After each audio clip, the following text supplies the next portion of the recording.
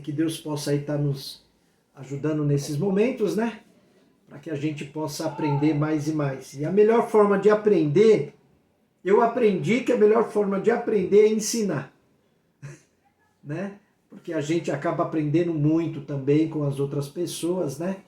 Lembrando que está sendo gravado e que aqui ninguém é dono da verdade, né? A gente tem aí as opiniões também da gente, e que verdade absoluta, isso daí só Deus mesmo, a gente não tem, ponto final, né?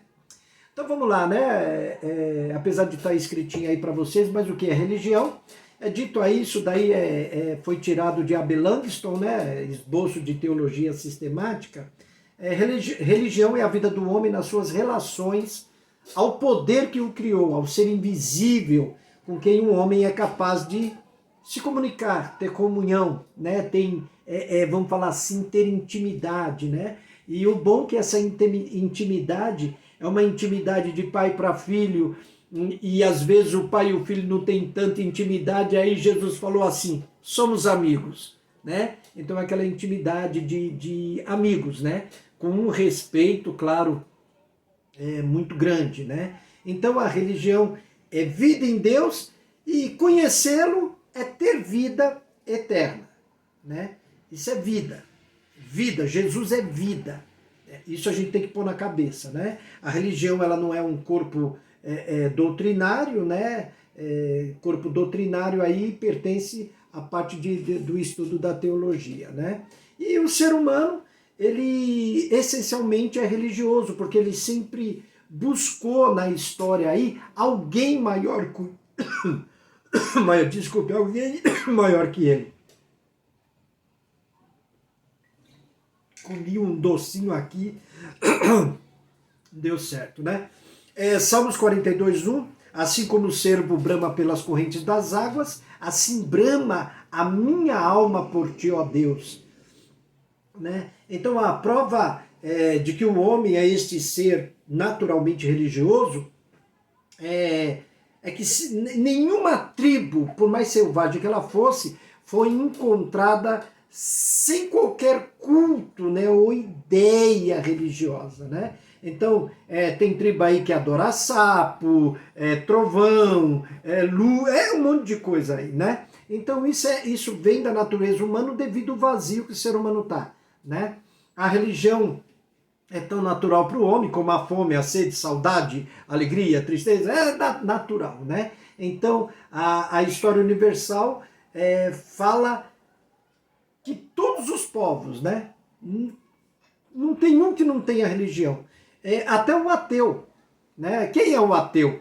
Ateu é um cara que tem a certeza absoluta que não existe o Deus, né? A religião dele é tão estranha que ele briga por algo que não existe. Eu não entendo isso. O cara é ateu, mas briga por algo que não existe e quer provar que não existe aquilo que não existe. É uma coisa meio medonha isso, né? Muito, chega a ser até engraçado, né? Agora, as orações mais tocantes aí, as belas orações que nós encontramos em Salmos ou até fora de Salmos aí, mas principalmente dentro das Escrituras, são as que foram feitas a um Deus desconhecido, né? Que apesar de muitas vezes os homens terem feito muitas imagens, criado isso, aquilo e aquilo outro, mas dentro dele, naturalmente, de alguma forma ele sabe que aquilo que ele adora, né, de coisas que ele mesmo criou, de suas fantasias, aquilo não é uma verdade, né? Mas também eu acho que tem que exigir muita fé de uma pessoa para acreditar naquilo que não existe, né? Numa coisa que não anda, que não fala, que não vê, que não se move, que não faz nada. Tem que ter uma fé assim bem chocante, né? Pode falar, presbítero.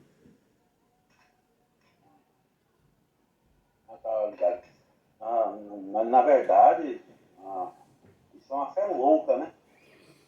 Uma fé louca. Por quê? Olhando por esse lado que o senhor acabou de falar, essa fé que o senhor colocou aí é a nossa. Que a gente tem a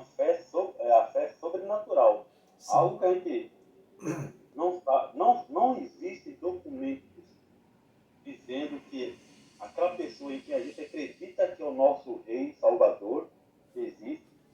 Só evidências históricas na história de que realmente um homem chamado Jesus passou por esse mundo, revolucionando aquela época, naquela nação, a religião, mas a gente crê por uma fé sobrenatural que aquele cara era o Deus encarnado, o Cordeiro que foi morto antes que o mundo viesse a existir, porque a gente vê por todas as evidências bíblicas que tudo que está nas escrituras se cumpriu naquele cara. E palavras dele, só as palavras dele, né, que através do Espírito dele, transforma e faz uma revolução dentro do homem. Só a palavra daquele cara, aquele psicólogo ali, né, somente as palavras dele faz o cara deixar de beber, de fumar, de se prostituir, de matar, de se drogar, né? Somente as palavras dele faz com que a pessoa que odeia se converta radicalmente para o amor. Agora, essa fé louca, que é uma fé louca, a pessoa está vendo um pedaço de argila que foi modelado. Aí a pessoa se ajoelha ali dentro daquele bloco ali, tem um desenho de uma pessoa para fazer o que os loucos, os loucos com a fé sobrenatural fazem. É fazer seus pedidos. Mas pode ver, essa pedra não transforma o bêbado, ele passa por a imagem de Jesus Cristo, tira o chapéu e faz assim. Mas não para de beber. Não é verdade? O adúltero acho engraçado nos ônibus, né? A gente passa, você também, igreja católica, o pessoal se vende, né? Eu falo, acabei de ver uma piada. Mas é isso aí, pastor. É o que infelizmente aprenderam, né, de forma errada. E também, vamos combinar, Deus ainda não lhe revelou, e se revelou, a pessoa também não quer, porque muitos de nós é assim, muitos do nosso meio, Deus se revelou e tornaram para uma vida complicada, né? Largaram o Senhor e se tornaram aí para uma vida bem complicada, né? Mas mesmo assim tem um ateu, um filósofo ateu, eu esqueci o nome dele agora, ele é careca, ele diz que é loucura não acreditar que Jesus existiu. É loucura. Que ele está na história. Não é o Karnal, é o outro. É o carequinha que andava com o Karnal também. Não, Karnal não? Não, tem um outro, Pondé. Sim, Luiz Pondé. Ele diz que é loucura não acreditar, né? Porque a história mostra que ele existiu. É prova, é fato, ponto. Eles podem não acreditar nele como Deus, mas não acreditar que ele existiu é maluquice, né? Mas vamos lá. A revelação de Deus através da Bíblia, né? Mas como está escrito, nem os olhos viram, nem ouvidos ouviram, nem jamais penetrou em coração humano o que Deus tem preparado para aqueles que o amam. É 1 Coríntios 2, 9 e 10, tá? Mas Deus nolo revelou pelo Espírito, porque o Espírito a todas as coisas perscruta, até mesmo as profundezas de Deus. Tá? Então, a razão e a natureza dão aos homens a capacidade de descobrir muitos segredos do universo, mas não capacita o homem para explicar e resolver os problemas tão profundos da existência, né? Como sua relação com Deus, o propósito da existência, o destino e o futuro do homem. Essas coisas elas não podem ser conhecidas sem uma revelação especial do Criador. Então existe o quê? A necessidade de uma revelação. Então é impossível a gente conhecer os atributos de Deus sem uma revelação. Primeiro, precisamos diferenciar entre a existência de Deus e o caráter de Deus. As coisas criadas falam da existência de um Deus criador, mas não diz nada acerca de seu caráter. Se ele odeia o pecado, se ele ama ou perdoa. Então, a razão, esse conhecimento natural que todo homem tem, se limita às coisas do tempo. Então é preciso que a gente tenha uma revelação divina para chegar a conhecer o que não pertence ao reino das coisas natural, né? Da natureza. Então nenhum dos atributos de Deus, como bondade e onipresença, eles podem ser conhecidos sem uma revelação do próprio Deus. É impossível conhecer ou se conceber a ideia de uma coisa que eu não gosto, né? Trindade, sem uma revelação. Eu particularmente, não tenho nada contra quem acredita na Trindade. Eu não consigo ver 3 deuses. Já li a Bíblia, revirei a Bíblia, não consigo ver os 3 deuses. Por que eu não consigo ver? Eu não consigo ver os três deuses porque Deus mesmo nunca falou sobre isso. Jesus nunca falou sobre isso. Os apóstolos nunca falaram sobre isso. Isso nem escrito está. Isso veio muitos anos depois com a interferência da Igreja Católica Romana. A Igreja de Deus, ela não tem nada a ver com Roma. Se ela tem que haver com Israel. Com Roma, nunca. Nunca e nunca será. Né? Mas é assim, a título de estudo, o homem ele consegue até pensar em Deus ou em muitos deuses. Porém, o fato de que existe um só Deus, aí que começa a complicar. Se é um só Deus em 3 pessoas. Né? Então eles dizem, quem crê, né, que é impossível conhecer por si mesmo, nem pela razão e nem pela natureza, mas somente mediante uma revelação, olha só, especial que Deus concede, né, esse Deus trino. Para mim não bate, para mim eu não consigo. Ouve, ó Israel, Deus é um.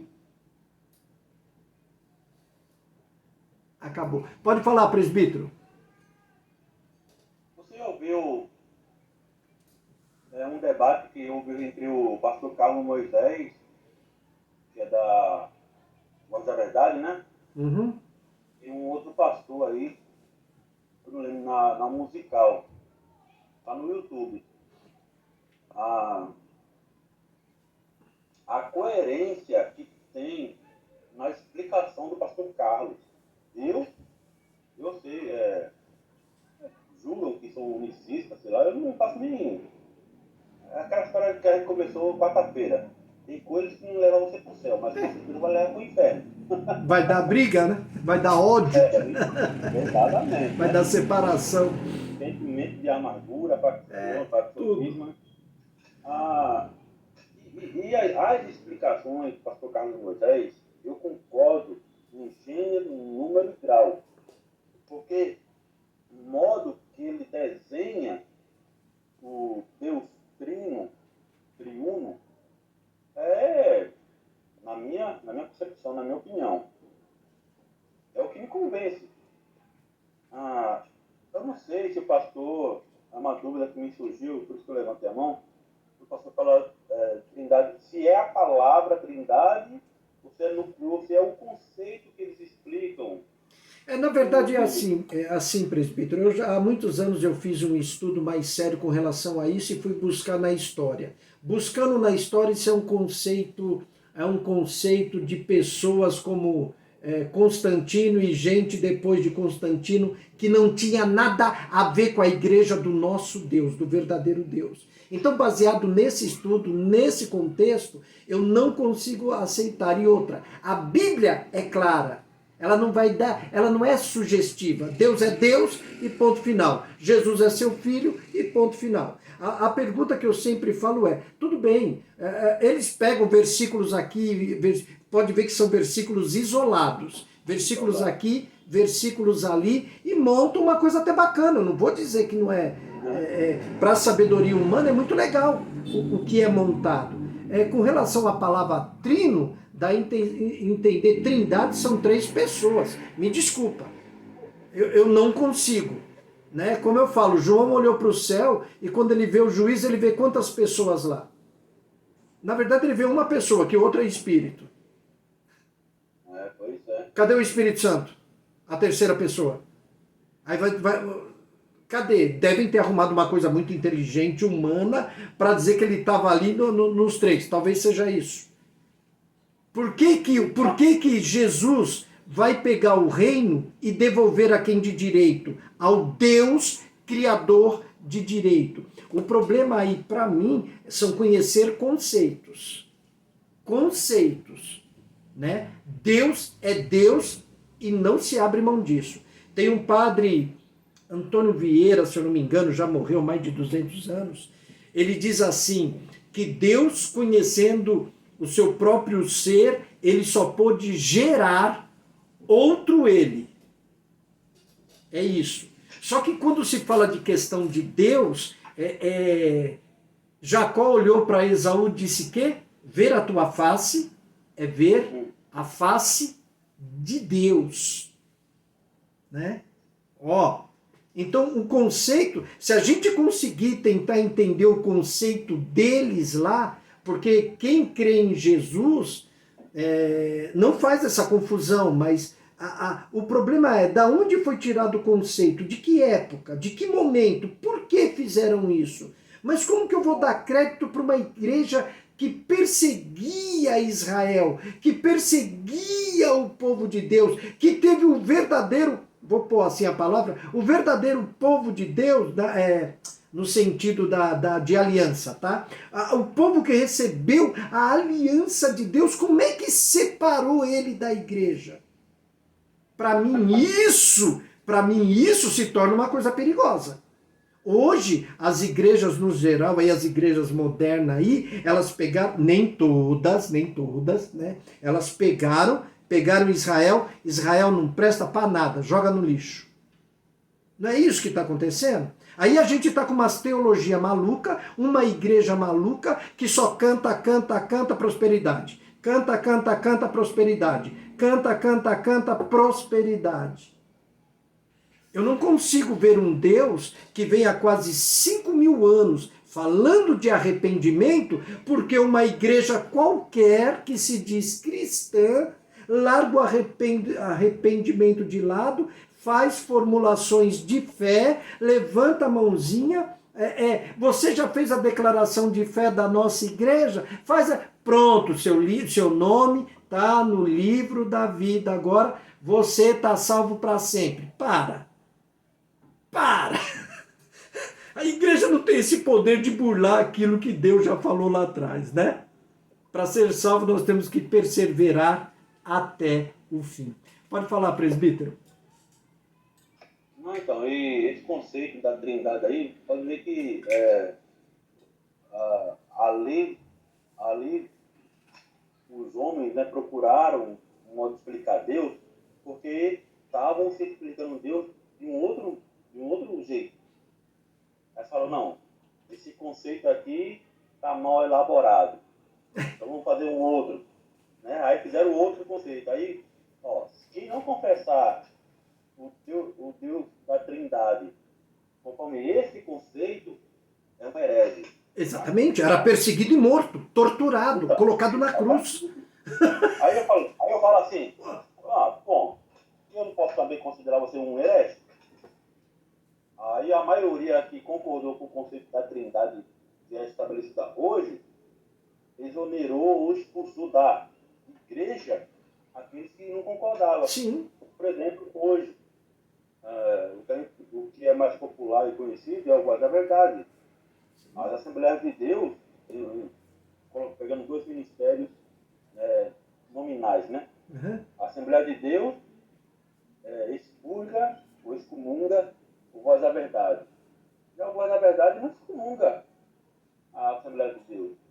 porque são unicistas. Não tem problema, porque a gente é unicista, a gente crê num só Deus. Se vocês creem num só Deus, então nós não temos problema com vocês. Mas os caras têm problema. E todo assembleano, ou toda pessoa, não, unicismo. Meu querido, se ele acredita daquele jeito ali, eu acho que o conceito dele é mais explicável do que o conceito da Trindade, porque afinal de contas, quem foi que elaborou o conceito da Trindade? Foi um padre. Foi um padre que não. Bom, cadê a revelação de Deus para um crente super pentecostal? Para que ele, né, se levante e fale, ó, irmão, o Deus triuno me revelou que a Trindade não existe. Na verdade, a Trindade é um Deus triuno, um só Deus. Aí olha assim, não é melhor você chegar e falar assim, ó, realmente Deus me revelou que ele é como o voz da verdade prega. Não, a maioria vai pro lado, porque é aquele ditado, né, pastor? Sim. Maria vai com as outras. Se você nada contra a maré, você é separado. É separado das outras pessoas. Possivelmente, se o senhor vivesse naquele tempo, o senhor estaria preso. Tinha sido degolado. Ou então seria preso igual a Paulo. Tinha sido degolado. Sido degolado. Como foi vocês dois que estão participando, eu vou mandar para vocês dois o estudo que eu tenho de quando foi formada essa coisa aí de Trindade. Eu estava buscando aqui no computador a declaração confessional. Só que eu estava tentando ver os dois, né? Uhum. A primeira que foi elaborada, depois a segunda, que não muda quase nadinha. Muda só uma frasinha, parece, ou se coloca um a mais. Mas é briga teológica. Briga teológica, isso é besteira. Não, vai levar pro céu. Mas pro inferno é bem capaz, Então, o problema é as pessoas saberem se relacionar, né? Eu não acredito e não acredito mesmo em ponto, mas eu faço parte de uma igreja que acredita. Para mim, eu não vou contra ninguém e nem questiono isso. No estudo, sim. No estudo eu posso falar muita coisa que vai desagradar uma igreja pentecostal. Né? A igreja neopentecostal é um dos maiores problemas que existe no nosso meio. Hoje se ensina até reteté, como é que pula, como é que roda, tem escolinha para essa desgranheira aí, para essa maldição, né? Que isso é uma maldição que entrou. Essas pessoas não conhecem nada das escrituras, são papagaios, né? Elas falam o que os outros falam, elas não conhecem o conceito de nada e coisa nenhuma, né? Porque há muita coisa, irmão, eu estou fugindo até um pouco aqui, mas há muita coisa engraçada. Vamos lá. Vamos falar de lei, né? A lei durou, que isso é uma tradução errada, até João. A lei e os profetas, não é isso que está escrito? Aí, engraçado, as igrejas pegam e tiram só a lei. Aí tem gente que se intitula profeta. Não!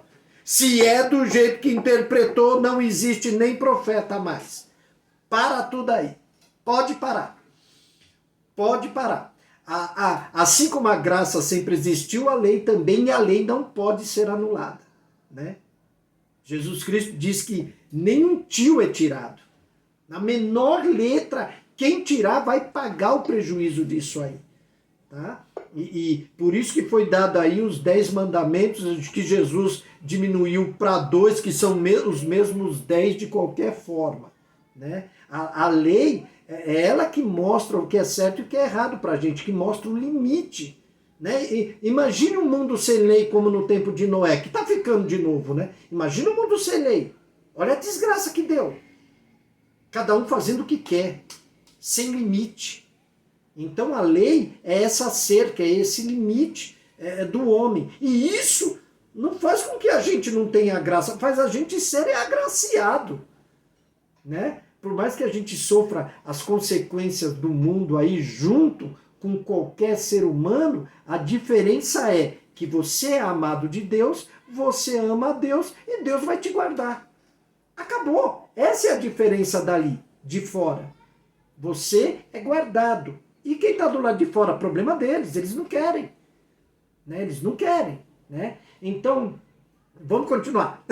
É impossível conhecer a graça de Deus sem revelação. O mundo não sabe o que é graça de Deus. Na verdade, nem os crentes estão sabendo, né? A graça é mais do que compadecimento, longanimidade.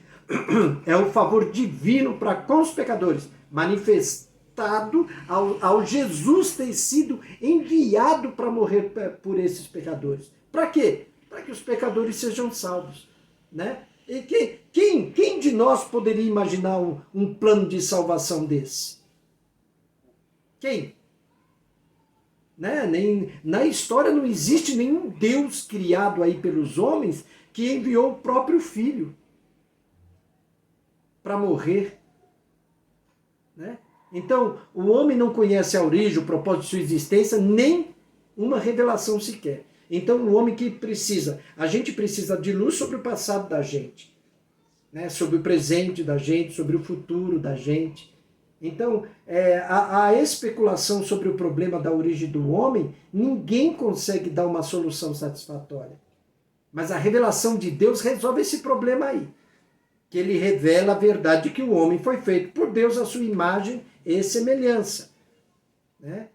Porque somente por uma revelação daquele que nos fez, somente através de uma revelação dele, é que podemos chegar a um conhecimento pleno.